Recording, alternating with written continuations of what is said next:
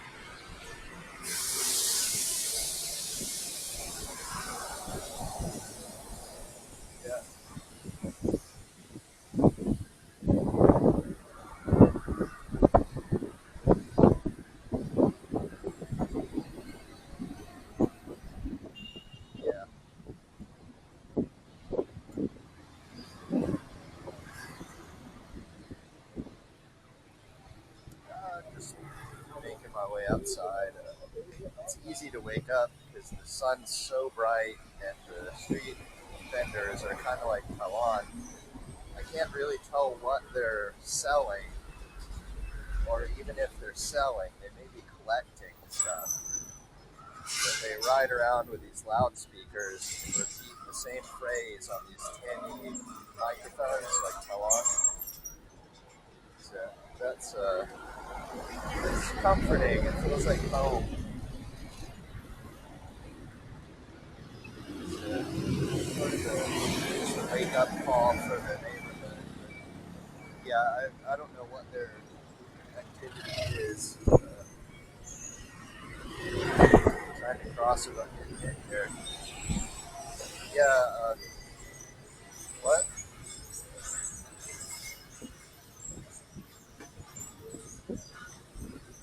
Uh, yeah, yesterday was the worst day that I've had in country, but it's still better than a pretty good day in the States. So I guess I can't really complain. It just compares to uh, the average day here being so good. Yeah, I went to, excuse me, this belt is disintegrating. So I was going to go to a mall called Aeon. It's about 90 minutes walk away. And it's just industrial wasteland here. So I don't know what I'm going to do, but I genuinely can't live here. There's nowhere to walk. I can't live in a place that I can't go for a walk. So I'm still going to, when I get off the phone with you, I'm going to sit down and try to book another place in Charm here. I don't know if I told you that saga or not. But yeah, back to not having a place to stay. So I'll probably do a week here. But, I went to the office yesterday, met everybody for the most part, and they were saying don't book out here. Rent long term closer to work, even if it's not as nice. But, yeah, the commute gets really old here because it's just so nasty and dirty and dangerous and awful. They said don't look out here, but I've also, I mean, they live here, so they're better informed. But I've also been told all this stuff that's just totally wrong about Vietnam by so many people. So I'm not sure if I trust those guys' judgments or not. Yeah, this is just unacceptable. So I went down back into the city last night to eat with Ron. Yeah, and I was already pretty homesick for Saigon. Just can't bear it out here. But I think probably I'll have to deal with it until I get all my work visa stuff turned in. And then when I'm stable with all that and not theoretically at any moment arrestable and deportable, then then I'll be able to tell them, move me or I walk away. So I don't know how long that'll take. They don't seem to know how long that'll take.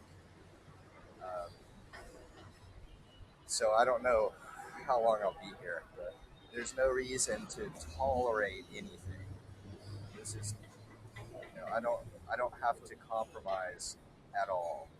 So yeah, once I get that visa stuff ready, then I'm done. But I can't find that work police check. So I guess they kept it in the office, but they said that they don't have it. But I don't trust anything that HR says. I don't believe them that they even looked.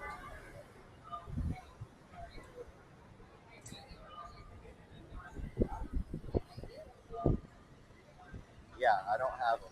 They're gone. So, I don't know how, but in the chaos of them, scheduling these last second urgent grab rides for the group of, get in. If you don't get in right now and get to the office in 5 minutes, then the whole thing falls apart and you're deported.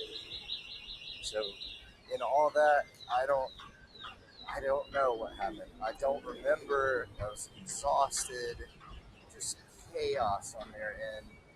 So I don't know. Either they've got it or they don't, but that's it. So,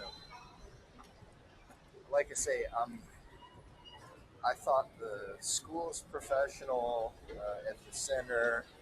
I like the boss, like the coworkers. All that's fine, but the living situation just unbearable. So if I had to withdraw my whatever you call it, I'm already. Today's the first day of teaching classes, so I'm not. I don't know what my status would be called, provisional or something maybe. But if I have to withdraw and go somewhere else and start all over and all that, then I'm okay with that at this point. So that's where it all stands. But yeah, that walk yesterday was one of, I mean, worth doing because of the misery, but one of the all-time worst walks I've ever had in my life.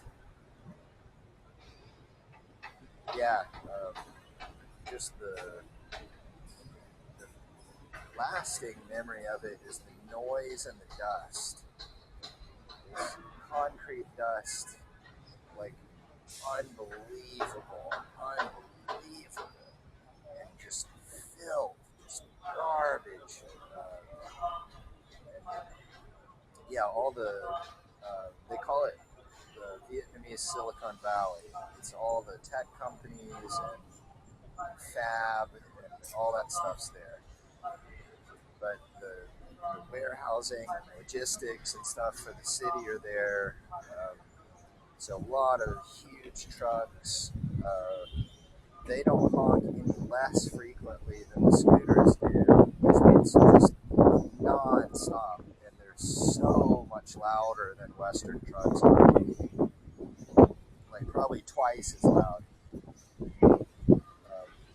Yeah, I mean, you feel it in your bones when they honk. And they honk all the time. It's very, very dangerous, just awful walk. And that's, not the worst. I wasn't looking for a bad place to go. That's just how it is everywhere. So, yeah, that's why they ride motorcycles. Probably why Taiwanese still culturally ride motorcycles everywhere they go and never walk. Because in the 80s and 90s, when Taiwan was like this, it was totally unwalkable. Now it's largely walkable, but culturally, it's just unthinkable that you would suffer that much on purpose to walk somewhere. So they're not being lazy, it's just so dangerous and unbearable. So anyway, I went to the mall.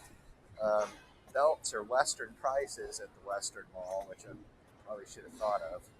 So I didn't buy one, and then got an email that I could come in and meet one of the TAs. So I got a grab and came all the way back.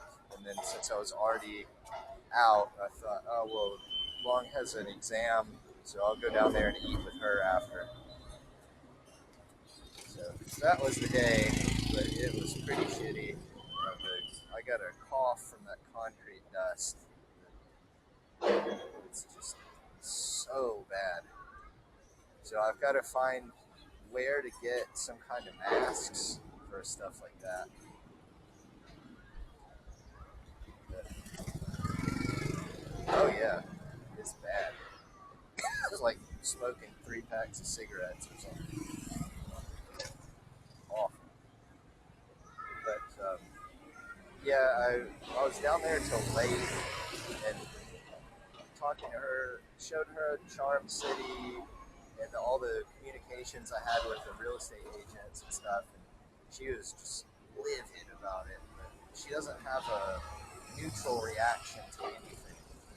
So yeah, it's like a parakeet or something.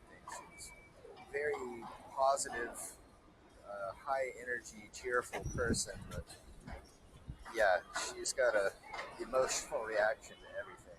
So anyway, she said, send her all the communications and she'll deal with them. But they're ripping me off really bad. So uh, yeah, they're trying to charge double the real price because they know I'm a Westerner. And so she said she'll. I can't ever figure out what her intentions are, if she even is aware of any intentions on her part.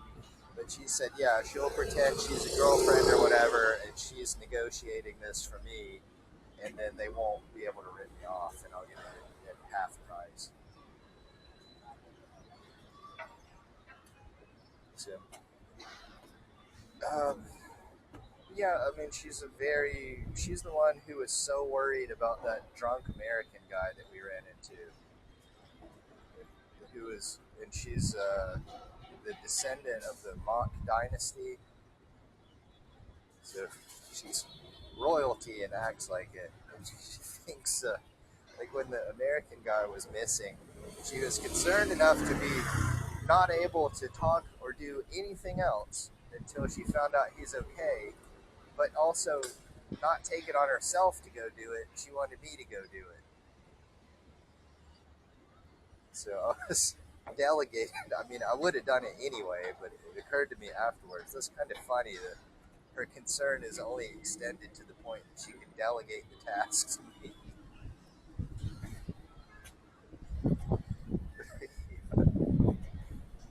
But I don't know if I told you the end of that story. Yeah, he turned out fine. He drunkenly wandered across the city. I should have realized what was happening in that moment and put him in a taxi, but it was so very loud there. There was no way to talk. It's so crowded. There was no way that a taxi would come within 10 blocks of that place. So I don't know if it could have been done or not. But anyway, we knew his first name and his hotel, and she had a photo of us all together. So I went to the hotel and showed the photo to say, this is our friend. We think he's okay, but we just want to make sure. So did he check back in or not? And I figured that they would not give me any information about a guest, but it's Vietnam. So they said, yeah, well, we can't tell you if he stays here or not, but we're going to go knock on his door and then we'll tell you if he's okay. So, yeah, he's the one that works for Evil Twin, the brewery. But, yeah, yesterday was just one of those days. Today, uh, nothing at this school is alien. It's just all unfamiliar. The similar concepts. Everything has already been planned out for me. So I don't have to do anything. I don't have to think about anything except just deliver the lesson. So that makes onboarding easy. For like, if I was gonna maybe work here for 5 years, I would definitely be bored out of my mind by year 2. Well, they do it this way because that's how Western teachers are educated in teaching degrees. They don't know how to iterate stuff, so they need somebody to do all that for them. And it is what it is. I don't enjoy that kind of teaching where you just show up and plug in and that's it. I like to create the curriculum and solve those problems. this is a big company, they wouldn't be able to exist if all their teachers were all kind of coming up with different products and different goals and strategies and all that.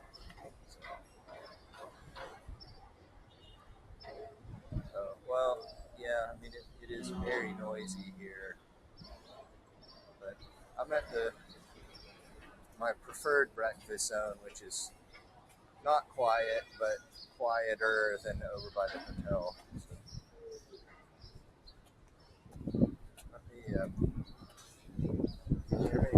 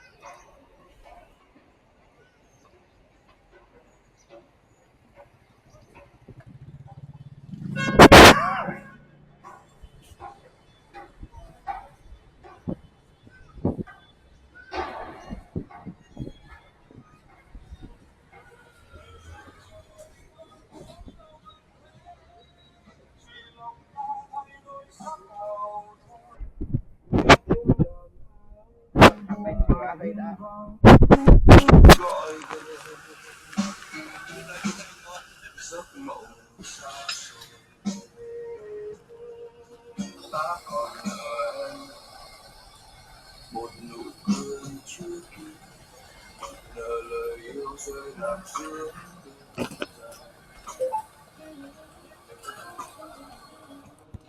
nợ anh chẳng phải trên dòng sông vắng nợ một người chẳng cho được em mơ.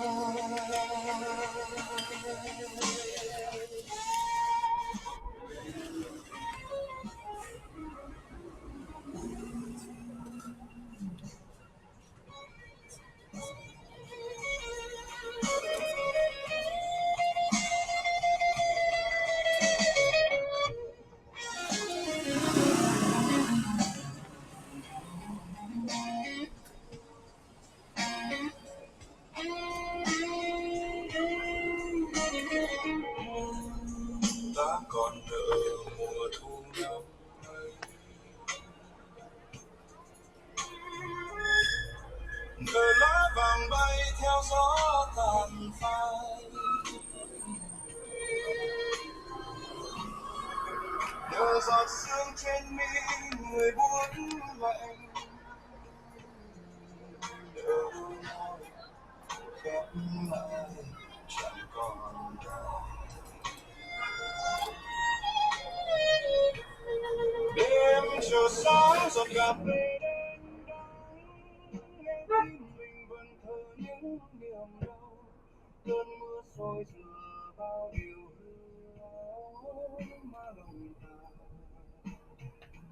vẫn chẳng quên được